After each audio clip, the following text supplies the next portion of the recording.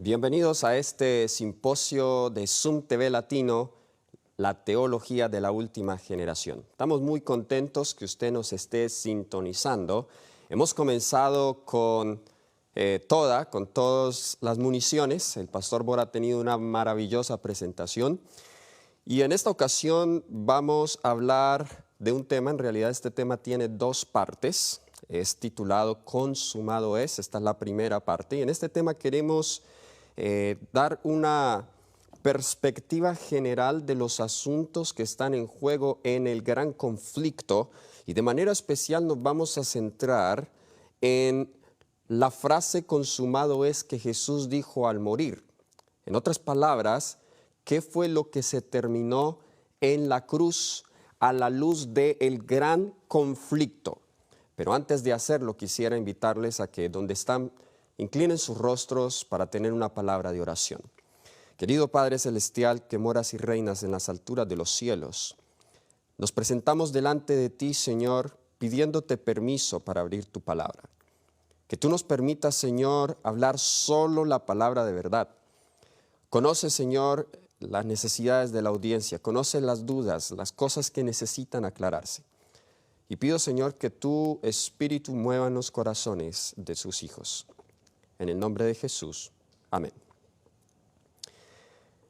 Quisiera que vayamos entonces al texto que va a ser nuestro versículo de estudio en estos dos temas, el cual encontramos en el Evangelio según San Juan, el capítulo 19, el versículo 30. El Evangelio según San Juan, el capítulo 19, versículo 30, nos dice: cuando Jesús hubo tomado el vinagre, dijo: consumado es, y habiendo inclinado la cabeza, entregó el Espíritu. Estas fueron las últimas palabras de Jesús mientras colgaba en la cruz. Con estas palabras Jesús selló su sacrificio por nosotros. Pero surgen algunas preguntas que nosotros queremos resolver a esta hora. ¿Qué terminó en la cruz? ¿Qué quiso decir Jesús cuando Él dijo, consumado es? ¿Qué terminó en la cruz? ¿Derrotó Jesús a Satanás en la cruz completamente? Esa es otra pregunta que vamos a tratar de resolver. Tercera pregunta, ¿se completó el plan de la redención para nosotros en la cruz? ¿Se completó la expiación en la cruz? Y si es así, ¿qué significa eso? Ahora, curiosamente, en la palabra del Señor nosotros encontramos tres momentos claves en el ministerio de Jesús y en la consumación de este gran conflicto. Tres momentos claves donde la Biblia utiliza la expresión, o donde Dios mismo dice, consumado es, o hecho está. Y déjeme sugerir, al comenzar este tema, que esos tres momentos, y ya vamos a ver cuáles son esos tres momentos apuntan a tres fases, por así decirlo, de la vindicación de Dios en este gran conflicto, que se marcan por las expresiones consumado es o hecho está. La primera fase, dicho sea de paso, hay una cuarta expresión, pero esta cuarta expresión está en el contexto antes de la caída, porque en Génesis capítulo 1, versículo 31, cuando Dios termina de crear todo, la palabra de Dios nos dice que vio Dios todo lo que había hecho, y he aquí que todo era en gran manera. Entonces, hubo algo que Dios terminó al principio, Dios lo terminó allí en la creación, cuando había un mundo perfecto, y Dios vio lo que había hecho. En otras palabras, Él terminó la obra de la creación, y esa obra fue perfecta, y Dios dijo que era bueno en gran manera. Pero debido a que eso fue hecho en un mundo donde aún el pecado no había entrado, al menos en este mundo, vamos a concentrarnos en las tres expresiones que se mencionan en el contexto del pecado. La primera entonces fue la que ya leímos en Juan 19:30, que es en la cruz. Ahora, vamos a Apocalipsis 16:17, donde encontramos la segunda expresión. Apocalipsis 16:17 nos dice acá, esto es en el contexto de las 7 postreras plagas: el séptimo ángel derramó su copa por el aire, y salió una gran voz del templo del cielo del trono diciendo: hecho está. Noten, en la cruz Jesús dijo: consumado es. Después del fin del tiempo de la gracia, Jesús dice: hecho está. Una vez más encontramos esta expresión en Apocalipsis 21:6. Apocalipsis 21:6, ahora el contexto de este pasaje es después del milenio. Después que en el capítulo 20 son destruidos Satanás, sus ángeles y todos los pecadores, Dios ha creado un cielo nuevo y una tierra nueva. Nos dice acá en el versículo 6: y me dijo: hecho está. Yo soy el alfa y la omega, el principio y el fin. Al que tuviere sed, yo le daré gratuitamente de la fuente del agua de la vida. Entonces tenemos 3 fases, 3 momentos claves de la vindicación del carácter de Dios, de la consumación del gran conflicto. Ahora, otro punto que necesitamos considerar es cuáles son los asuntos en juego en la gran controversia. Porque cuando nosotros hablamos de vindicar, vindicar significa probar cierto, es decir, demostrar que yo estoy diciendo la verdad, que yo soy real, que yo soy verdadero, que yo tengo la razón.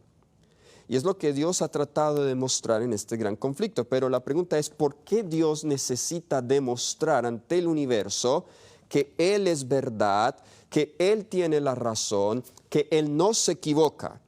Hay asuntos en juego en esta gran controversia. Y para nosotros entender este asunto de la última generación, necesitamos mirarlo desde la perspectiva amplia del gran conflicto. De hecho, el tema del gran conflicto es un tema recurrente en todas las escrituras. No podemos entender la Biblia sin tener en cuenta el contexto cósmico en que están escritas las Sagradas Escrituras. Ahora, comencemos a definir qué es Dios o quién es Dios. En el Evangelio según San Juan, el capítulo 4, el versículo 8, nosotros encontramos la definición más sucinta de lo que es Dios. Primera de Juan, el capítulo 4, versículo 8 nos dice: el que no ama no ha conocido a Dios, porque Dios es ¿qué cosa? Porque Dios es amor. Entonces la Biblia define a Dios como amor. Amor no es un concepto, amor no es una teoría. La Biblia presenta el amor como una persona, y esa persona es Dios. Dios es amor. ¿Cómo expresa Dios su amor? En el Evangelio según San Mateo, el capítulo 22, versículos 36 al 40, San Mateo, el capítulo 22, el versículo 36 al 40, nosotros encontramos una pregunta que se le hace a Jesús. Esta pregunta se la hace un intérprete de la ley. Y la pregunta es: Maestro, el versículo 36, ¿cuál es el gran mandamiento en la ley? Noten qué pregunta tan importante. Respuesta: Jesús le dijo: amarás al Señor tu Dios con todo tu corazón, con toda tu alma y con toda tu mente. Este es el primero y grande mandamiento. Y el segundo es semejante: amarás a tu prójimo como a ti mismo. De estos 2 mandamientos depende toda la ley y los profetas. Jesús resume la ley de Dios en 2 mandamientos. Algunas personas creen que solamente se limita a 2 mandamientos, pero en realidad es un resumen. Pablo lo menciona en Romanos 13, donde hace una lista de los mandamientos de la segunda tabla de la ley. Dice, en este se resume, amarás a tu prójimo como a ti mismo. Entonces, cuando Jesús dice, en estos 2 mandamientos depende toda la ley y los profetas, en realidad Jesús está haciendo referencia aquí a la Tanakh, ¿okay? Todos los escritos del Antiguo Testamento. Depende la ley y los profetas. Es decir, que estos 2 mandamientos resumen la ley, resumen la instrucción, resumen la revelación. Dios es amor, su ley es una ley de amor, por lo tanto, la ley es el trasunto del carácter de Dios. Ahora, esa ley también nos dice la Biblia que es amor y que es el trasunto del carácter de Dios, es el fundamento de su trono. Vamos a algunos pasajes en las Escrituras. Vamos a Salmo, capítulo 97, versículo 2. Salmo 97, 2. Nos dice, nubes y oscuridad alrededor de él, justicia y juicio, ¿son qué cosa? Son el cimiento de su trono. Ahora, ¿cuál es el cimiento de su trono de acuerdo a ese texto? La Biblia nos dice que el cimiento de su trono es justicia y juicio. Es decir, que Dios, el trono de Dios, el gobierno de Dios, tiene 2 fundamentos, justicia y juicio. Entonces, para poder saber qué es justicia y juicio, necesitamos ir a otro pasaje, para poder ir y ser más detallados en esto. Salmo 119, versículo 172, un texto muy conocido.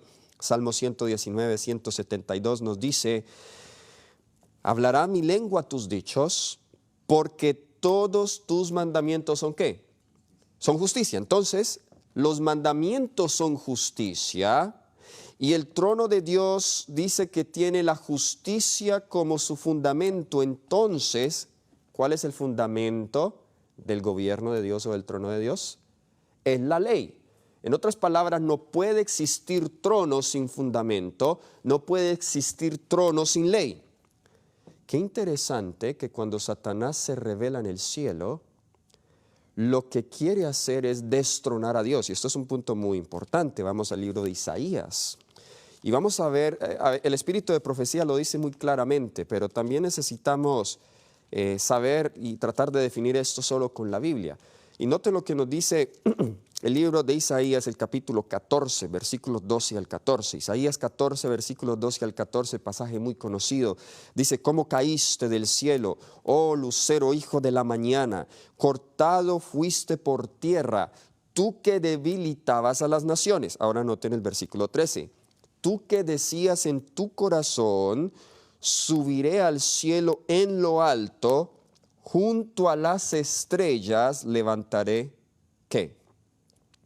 Mi trono, dice, y en el monte del testimonio me sentaré a los lados del norte. De nuevo, ¿por qué se le llamará el monte del testimonio? Porque allí es donde está el trono de Dios, y ese testimonio son su santa ley. Ahora, notemos lo siguiente. Si el fundamento del trono de Dios es justicia y juicio, y si nos dice la palabra de Dios que Satanás quería establecer su trono, eso implica entonces que Satanás quería establecer una nueva ley. ¿Están conmigo? Porque la existencia del trono de Dios indica la existencia de la ley de Dios. Y al Satanás tratar de establecer su propio trono y quitar a Dios de su trono, en otras palabras, Satanás intentó hacer un golpe de estado. Satanás entonces quiso colocar una nueva ley. En otras palabras, Satanás desafió la ley de Dios. Ahora, ¿tuvo éxito Satanás en engañar? La Biblia nos dice en el libro de Apocalipsis, el capítulo 12, el versículo 3 y 4. Apocalipsis, el capítulo 12, el versículos versículos 3 y 4. Describiendo ese conflicto que sucedió en el cielo, nos dice acá el versículo 3, apareció también otra señal en el cielo. Y aquí un gran dragón escarlata. Ahora, ¿quién es ese dragón? Versículo 9 nos dice que el dragón es la serpiente antigua que se llama el diablo y Satanás. Dice que este dragón escarlata tenía 7 cabezas, 10 cuernos y en sus cuernos 7 diademas. Versículo 4, y su cola arrastraba la tercera parte de las estrellas del cielo y las arrojó a la tierra, y el dragón se paró enfrente de la mujer que estaba para dar a luz a fin de devorar a su hijo tan pronto como naciese. Muy bien, analicemos algunos aspectos aquí. Nos dice que este dragón, que es el diablo, y dicho sea de paso, muchas veces aplicamos el libro de Apocalipsis 12 en evangelismo, en la gran batalla que hubo en el cielo, pero aquí en Apocalipsis 12 en realidad vemos 2 caídas de Satanás. Y la primera es esta, los versículos 3 y 4. Esta sucede antes de que Jesús nace, porque la mujer aquí apenas está en embarazo. Pero luego tenemos otra caída, que es del versículo 7 hasta el versículo 12, donde Satanás es expulsado del todo del cielo, ya no tiene más acceso, y ahora desciende acá a esta tierra con grande ira, sabiendo que le queda poco tiempo.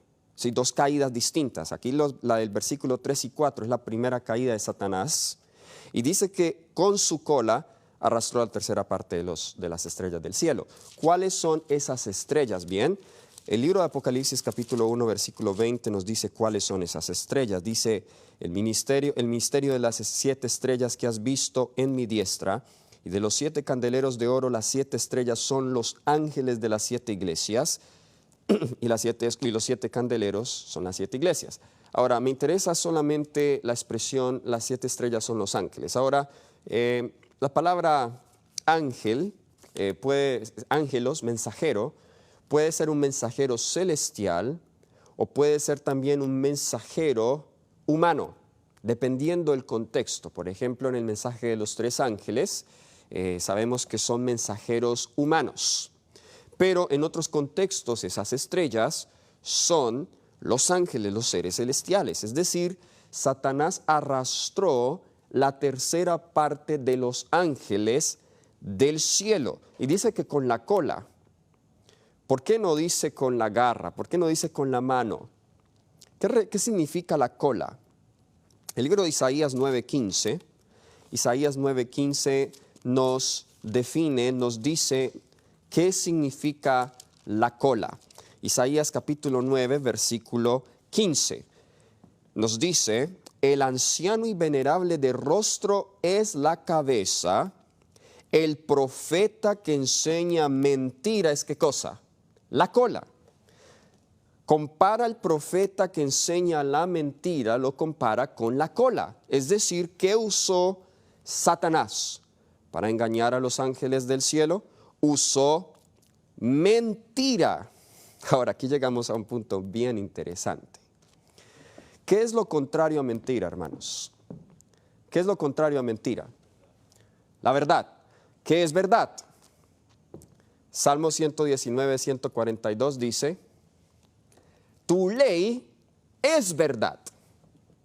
O sea que cuando dice que él engañó a los ángeles del cielo con mentiras, significa que habló cosas contrarias a la ley y palabra de Dios. Juan 17:17 dice, santifícalos en tu verdad, tu palabra es verdad.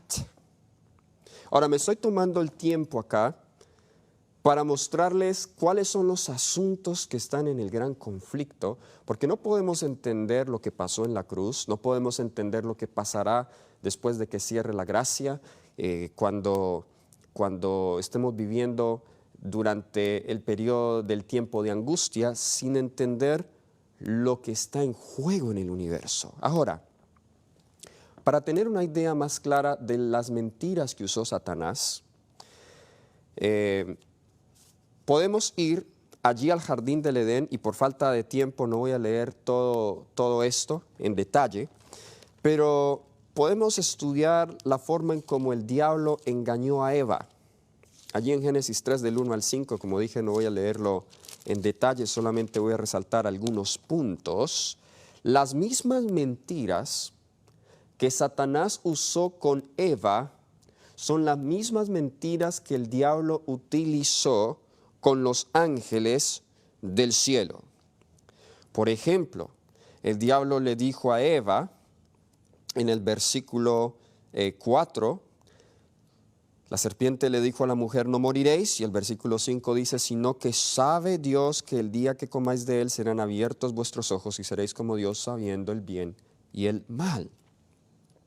Noten eso, seréis como Dios. ¿Qué sugirió Satanás allí? Satanás estaba sugiriendo que, esto no lo va a ver explícito, pero usted tiene que estudiar el pasaje bien en detalle. Si Satanás estaba diciendo seréis como Dios, entonces surge la pregunta, si al comer del árbol podíamos ser como Dios, ¿por qué Dios entonces nos prohibió comerlo? Es posible que Dios no quería tener rivales. Es posible que Dios no quería tener competencia y es que simplemente es un Dios autoritario y por eso Dios no quiere que nosotros comamos de ese árbol. En otras palabras, lo que la serpiente sugiere es que presenta a Dios como mentiroso, como alguien que solo desea completa autoridad sin tener ningún rival. Por eso le prohibió que comiera del árbol. Esa es una de las mentiras que hizo. Otra mentira es que Dios y su ley no tienen en cuenta el bienestar y los intereses de sus criaturas. Porque si eso era algo bueno, como la serpiente se lo presenta a Eva, y porque Dios lo prohíbe, significa que Dios no le interesa mi bienestar y mi interés. La serpiente también le hizo creer a Eva que habían beneficios en la desobediencia y que había ganancia. No nos engaña la serpiente hoy así cuando nos hace caer en pecado. Una pregunta, ¿por qué una persona cae en pecado? Aún sabiendo que es pecado. Porque nos creemos la mentira del diablo, que al pecar hay ganancia, que al pecar hay beneficios, que al pecar hay gozo, hay felicidad y hay placer. Y le creemos esa mentira al diablo. De hecho, la palabra diablo, que se utiliza allí en Apocalipsis 12, el capítulo del gran conflicto, Jesús también la utiliza en Juan 8:44, cuando le dice a los judíos, vosotros sois de vuestro padre el diablo. En el griego es la palabra diabolos, que significa calumniador. Y por eso Jesús le llama el padre de la mentira. Y el diablo como calumniador, vemos, por ejemplo, en el libro de Job, y no voy a entrar en detalles porque el pastor Bor va a tener una presentación bien detallada del gran conflicto a la luz del libro de Job, pero aquí vemos en el libro de Job que el diablo, el calumniador, está desafiando el juicio de Dios sobre el carácter de Job. En otras palabras, el diablo le dice a Dios, no se puede obedecer, no hay tal cosa con que un ser humano pueda obedecer a menos que hayan razones egoístas. Y la acusación del diablo a Job es que Job obedecía a Dios porque era egoísta, porque Dios lo estaba bendiciendo y por eso el diablo le dice, si tú le quitas todo, te va a maldecir en la cara. Y Dios aceptó el desafío. Y luego sabemos la historia, el diablo le quitó todo, Dios se lo permitió, y ahora de nuevo hay una conversación entre Dios y el diablo, y Dios le dice, mira, él ha permanecido fiel. Y ahora el diablo lo desafía y le dice, bueno, piel por piel, en otras palabras, él te sigue adorando es porque tú le das salud. Y Dios le dijo, muy bien, acepto el desafío. Todo esto nos muestra que las acusaciones del diablo tienen que ver con la ley de Dios, ¿ok? Tiene que ver con su carácter. Y vamos entonces a resumir cuáles fueron esas acusaciones. El diablo acusa a Dios de que no es amor, de que tiene una ley arbitraria, de que no se preocupa por el interés y el bienestar de sus criaturas, que su ley es imposible que se obedezca, por ende se necesita una nueva ley y un nuevo gobierno. Déjenme leerles una cita que encontramos en Patriarcas y Profetas en la página 15. Es una cita un poco larga, solamente voy a leer la primera parte que es la que más me interesa. Patriarcas y Profetas, página 15, dice: Lucifer comenzó insinuando dudas acerca de las leyes que gobernaban a los seres celestiales. ¿Qué comenzó a insinuar? Dudas, sugiriendo que aunque las leyes fueran necesarias para los habitantes de los mundos, los ángeles, siendo más elevados, no necesitaban semejantes restricciones porque su propia sabiduría bastaba para guiarlos. Esto es importante. Dice que comenzó a sugerir dudas acerca de las leyes y a decir: somos suficientes sin la ley de Dios. Ellos no eran seres que pudieran acarrear deshonra a Dios. Todos sus pensamientos eran santos y errar era tan imposible para ellos como para el mismo Dios. A ver, si usted dice que usted no puede errar, usted está diciendo que usted es ¿qué? Que usted es Dios. Porque el único que no se equivoca. Esto es importante, que también se va a compartir un tema de esto en cuanto a qué es perfección. Porque la palabra perfección tiene bastantes o diferentes matices en las Sagradas Escrituras. Hay una perfección que es la perfección absoluta, y esa perfección solamente le pertenece a Dios, porque Él nunca erra, nunca yerra. ¿Okay? Dios nunca se equivoca. Pero aún los seres angelicales en su estado santo podían equivocarse, es decir, ellos aún con carne santificada no poseían perfección absoluta. Otra cita, Patriarcas y Profetas, página 16, escuchen esta cita. Mientras aseveraba tener perfecta lealtad hacia Dios, insistía en que era necesario que se hicieran cambios en el orden y las leyes del cielo para asegurar la estabilidad del gobierno de Dios. Todo esto ya lo probamos con la Biblia, simplemente lo estamos confirmando aquí con el espíritu de profecía. Entonces, primero, insinúa dudas acerca de las leyes. Leemos acá también que sugiere cambios en el orden de las leyes del cielo. Patriarcas y Profetas, página 19. Patriarcas y Profetas, página 19, nos dice,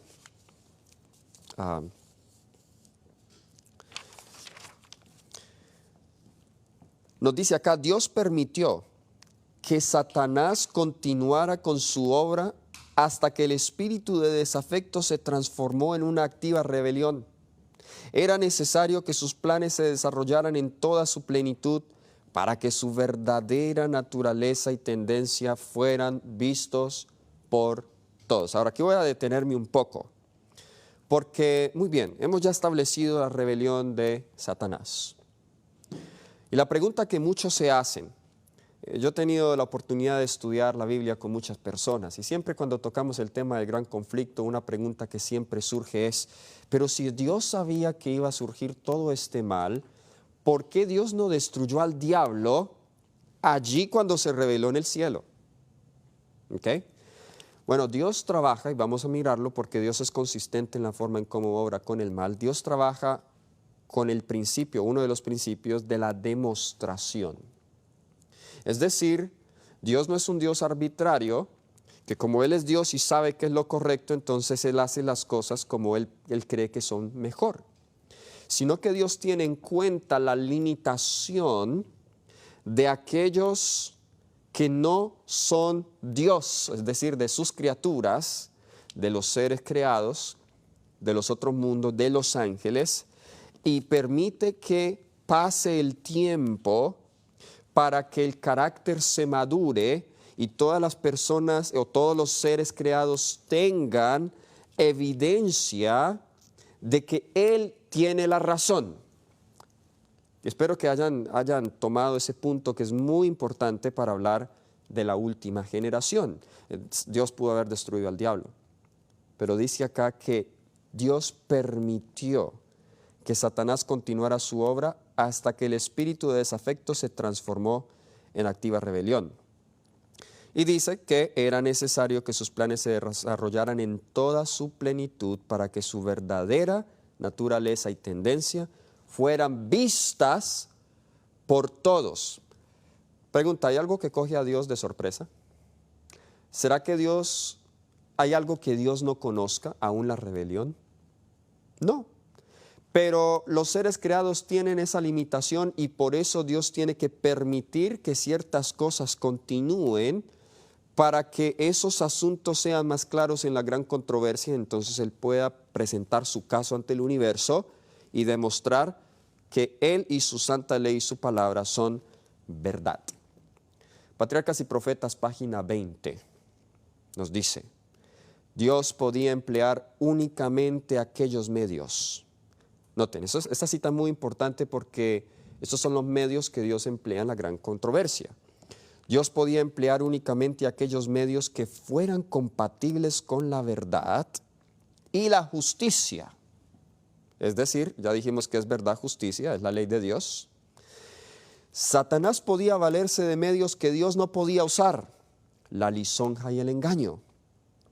Había procurado falsear la palabra de Dios y había tergiversado el plan del gobierno divino, alegando que el Creador no actuaba con justicia al imponer leyes a los ángeles, que al exigir sumisión y obediencia a sus criaturas buscaba solamente su propia exaltación. Es decir, el diablo le estaba atribuyendo a Dios lo que Él era, porque Él era el que estaba buscando su propia exaltación. Por lo tanto, era necesario demostrar, otra vez esa palabra, era necesario demostrar ante los habitantes del cielo y todos los mundos que el gobierno de Dios es justo y su ley es perfecta. ¿Están captando aquí el cuadro, la imagen? ¿Qué es lo que Dios, y vamos a ver que en la última generación esos dos puntos son los mismos que están en juego? Demostrar que Él es justo, su gobierno, y su ley es perfecta. Satanás había fingido que procuraba fomentar el bien del universo. El verdadero carácter del usurpador y su verdadero objetivo debían ser comprendidos por todo. Debía dársele tiempo suficiente para que se revelara por medio de sus propias obras inicuas. De nuevo, vemos que era necesario darle tiempo al diablo para que se revelara sus obras inicuas. Deseado de todas las gentes, la página 707, deseado de todas las gentes, página 707, nos dice: era el propósito de Dios colocar las cosas sobre una eterna base de seguridad. Y en los concilios del cielo fue decidido, noten, ¿dónde fue decidido? Concilios del cielo, que se le debía dar a Satanás tiempo para que desarrollara los principios que constituían el fundamento de su sistema de gobierno. Él había aseverado que eran superiores a los principios de Dios. Se dio tiempo al desarrollo de los principios de Satanás a fin de que pudiesen ser vistos por el universo celestial. Una última cita en este mismo punto es Patriarcas y Profetas, página 20, solamente resalto algunas frases. Dice: aun cuando Satanás fue arrojado del cielo, la sabiduría infinita no lo aniquiló. Puesto que solo el servicio inspirado por el amor fue aceptable para Dios, la lealtad de sus criaturas debe basarse en la convicción de que Él es justo y misericordioso. El mismo punto. Más adelante dice: no podían ellos discernir la justicia de Dios en la destrucción de Satanás. Quizá hubiesen pensado, bien, de pronto el diablo tenía razón y Dios temió tener un rival y lo destruyó. No quiero yo adorar a ese tipo de Dios. Los seres no caídos no podían haber discernido la justicia de Dios en la destrucción de Satanás. Si se le hubiera suprimido inmediatamente, algunos habrían servido a Dios por temor más bien que por amor. Luego nos dice acá: la influencia del engañador no habría sido anulada totalmente, ni se habría extirpado por completo el espíritu de rebelión. Para el bien del universo entero, a través de los siglos sin fin, era necesario que Satanás desarrollara más ampliamente sus principios para que todos los seres creados pudieran reconocer la naturaleza de sus acusaciones contra el gobierno divino y para que la justicia y la misericordia de Dios y la inmutabilidad de su ley quedasen establecidos para siempre. A ver, déjeme proponer algo entonces. ¿Cuándo entonces es que Dios podrá aniquilar completamente al diablo, al pecado? O al diablo, vamos a hablar del diablo aquí. Cuando la inmutabilidad de su ley queden establecidas para siempre. Es decir, que solo cuando el carácter de Dios quede completamente claro y revelado al universo entero, entonces la obra de la redención habrá consumado y Dios entonces podrá establecer su reino eterno de paz y de justicia. Vemos entonces en esta cita que todos los seres creados necesitan reconocer la misericordia y la justicia de Dios y la inmutabilidad de su ley. Y yo quisiera agrupar a todos los seres creados en tres grupos. El primer grupo son los seres angelicales y los habitantes de los mundos no caídos. El segundo grupo son los seres humanos. Y el tercer grupo es Satanás, sus ángeles y los perdidos. Porque aunque se pierdan, también son seres creados. Y aunque ellos hayan rechazado la misericordia y la justicia de Dios, ellos necesitan, aún en el rechazo, convencerse de esa misericordia y justicia de Dios. Conflicto de los siglos, la página 489. El gran usurpador siguió justificándose hasta el fin mismo de la controversia en el cielo, cuando se dio a saber que con todos sus secuaces iba a ser expulsado de las moradas de la dicha. El jefe rebelde declaró audazmente su desprecio de la ley del Creador. Reiteró su aserto de que los ángeles no necesitaban sujeción, sino que debía dejárseles seguir su propia voluntad, que los dirigiría siempre bien. Eso suena un poco como la carne santificada. Denunció los estatutos divinos como restricción de su libertad y declaró que el objeto que él perseguía era asegurar la abolición de la ley, para que libres de esta traba, las huestes del cielo pudieran alcanzar un grado de excelencia o de existencia más elevado y glorioso. Ahora voy a adelantarme un poco a un punto que lo voy a tocar es en la segunda parte de este tema. Si el gran conflicto tiene que ver con la ley de Dios, ¿okay? Y los seres celestiales tuvieron su prueba, allá en la rebelión, si iban a escoger a Dios o no iban a escoger a Dios, y cuando cada ángel había tomado su decisión del lado de Satanás y del lado de Dios, entonces cuando eso ocurrió, Satanás y sus ángeles fueron expulsados. No fueron expulsados antes de que todos hubiesen tomado su decisión. De la misma manera, hay una prueba, y esta prueba, cada ser humano en diferentes periodos de la historia ha sido probado de manera individual y local, pero ¿qué hace y por qué hablamos de una última generación? Esta última generación va a ser particular por varios detalles, y un detalle es que esta generación va a vivir en un tiempo cuando la prueba por la fidelidad a la ley de Dios va a ser universal, es decir, mundial. ¿Ok? Y vamos a mirar eso en la segunda parte de este tema. Pero déjenme ya para ir concluyendo, tocar un punto muy importante, y es ¿cómo responde Dios ante estas acusaciones? Eso es muy importante, esta pregunta. ¿Cómo responde Dios ante estas acusaciones? Recordemos cuáles son las acusaciones. Que Dios no es amor, no es misericordioso, no es justo, que su ley es arbitraria, que no se preocupa por el interés y el bienestar de sus criaturas y que es imposible que esa ley se obedezca. Por ejemplo, por eso necesitamos una ley nueva. ¿Cómo responde Dios ante esas acusaciones? Vayamos a Juan, capítulo 1.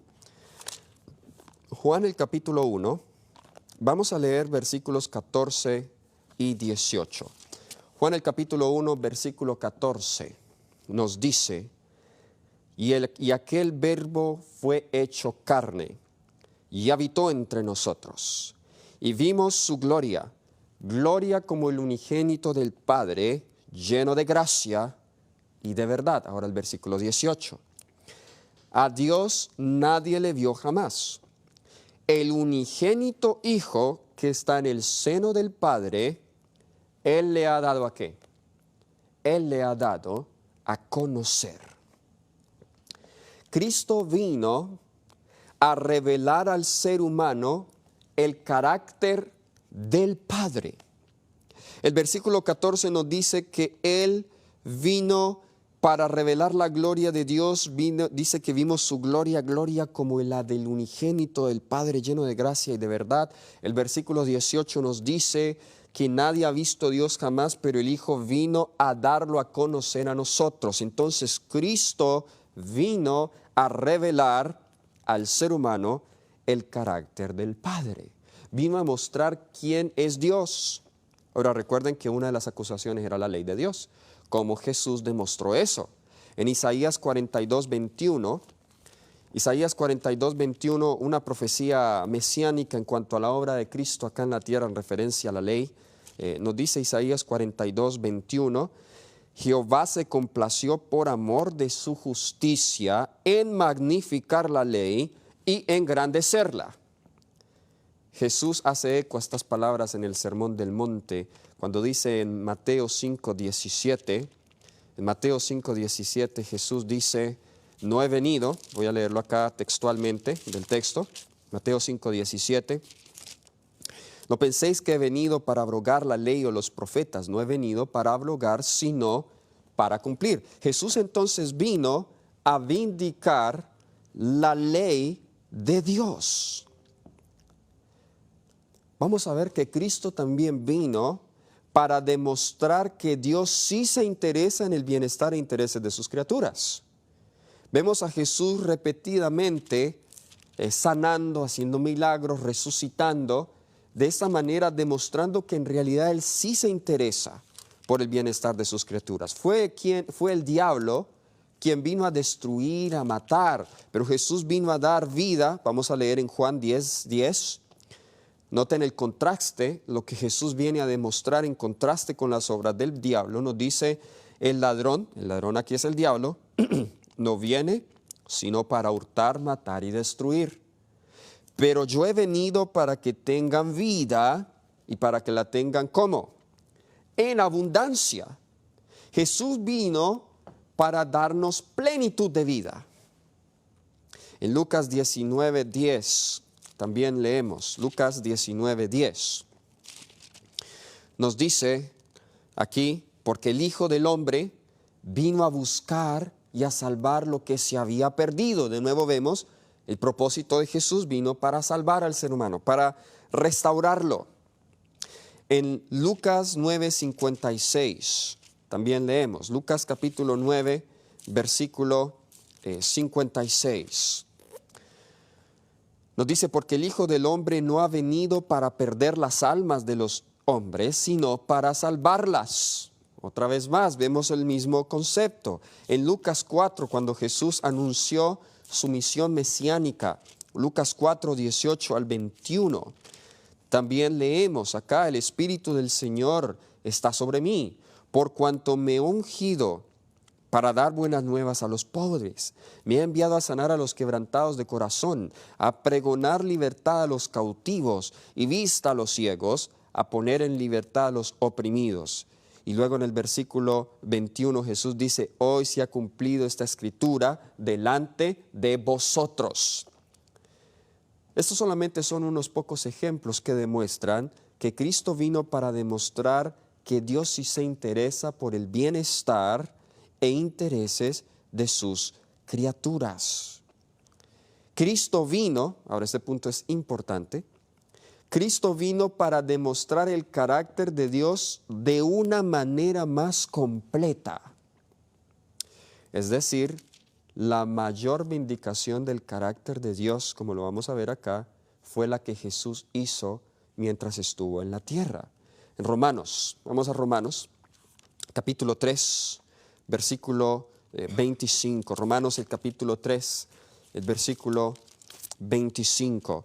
Nos dice acá la palabra del Señor, a quien Dios puso como propiciación por medio de la fe en su sangre, para manifestar su justicia a causa de haber pasado por alto en su paciencia los pecados pasados. Noten que dice que Dios colocó a Jesús como propiciación para manifestar, dice acá, su justicia. También Romanos, el capítulo 5, versículo 8, nos dice, mas Dios muestra su amor para con nosotros. ¿Cómo lo muestra? ¿Cómo muestra Dios su amor?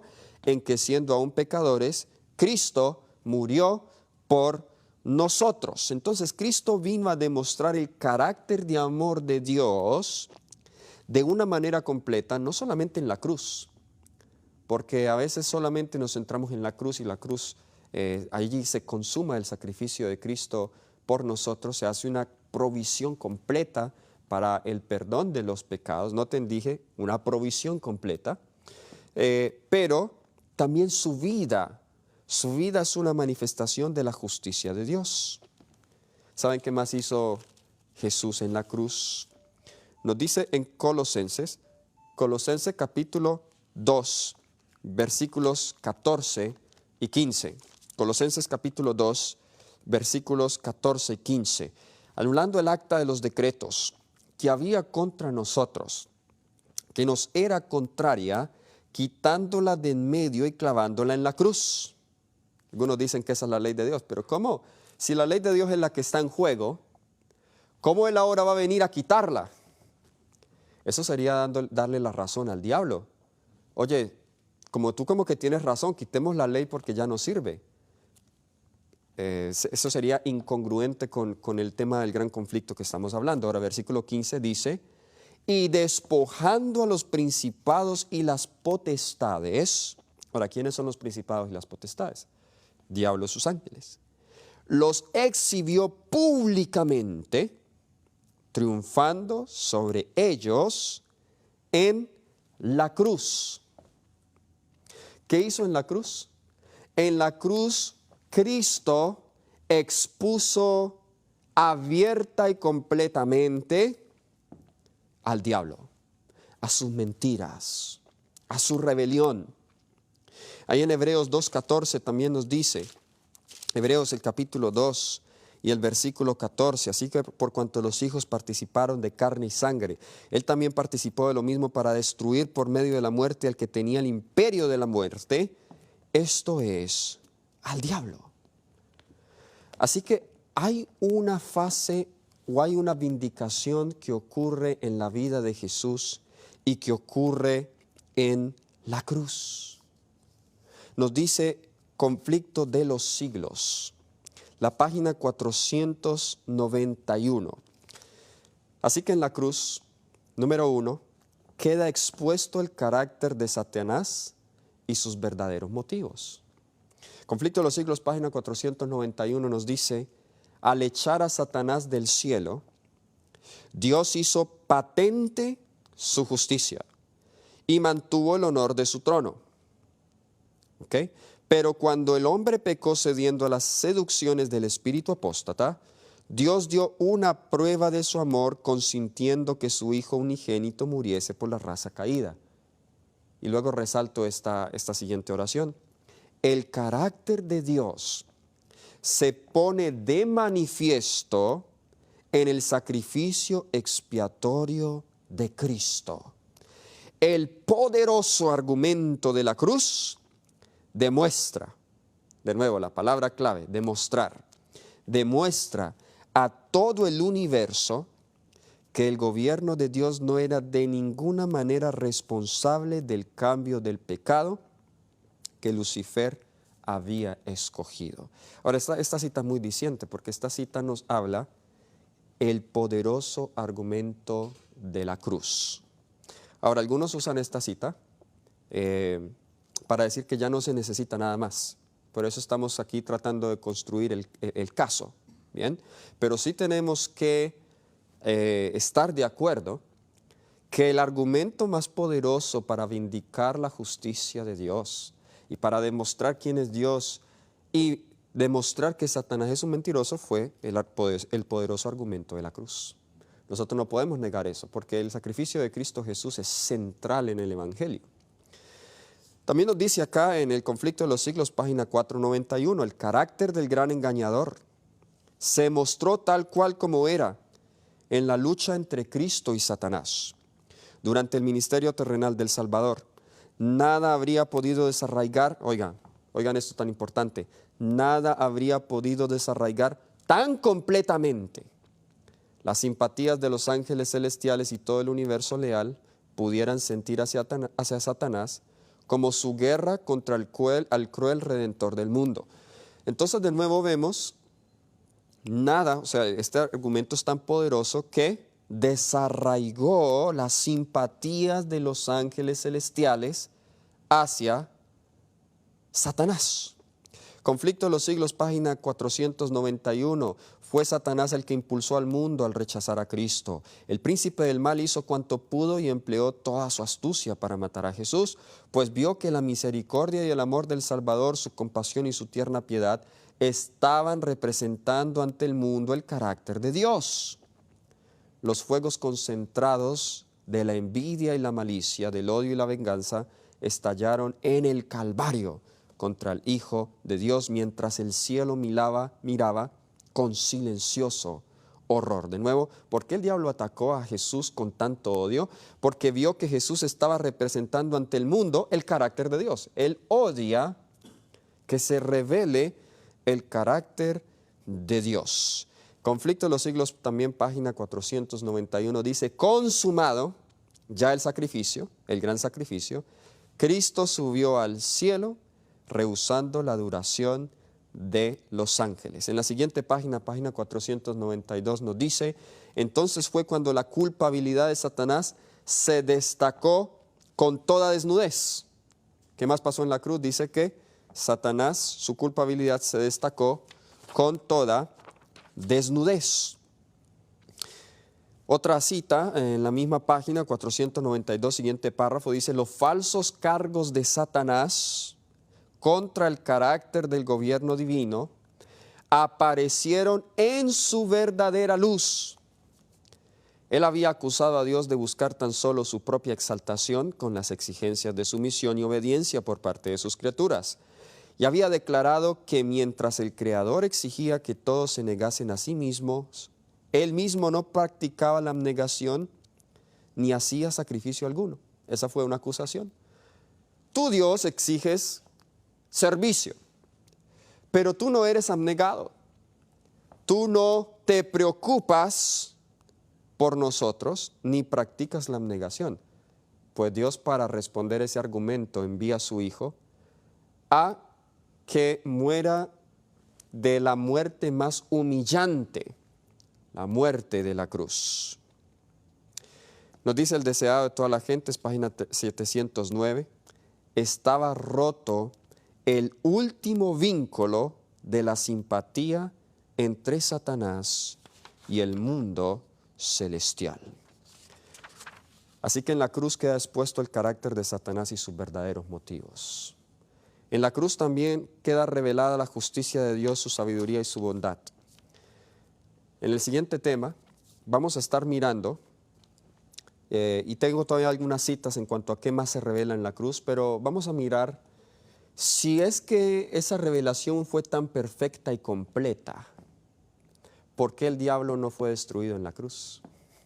¿Okay? Esa es una pregunta muy importante, porque si esa revelación fue tan completa como lo hemos leído, fue tan perfecta y fue tan poderosa, ¿por qué el diablo no fue destruido en la cruz? Quédate con nosotros y en la siguiente parte nosotros estaremos mirando cómo la última generación encaja en este gran conflicto entre el bien y el mal y en la demostración de la justicia de Dios. Hasta la próxima. Dios te bendiga.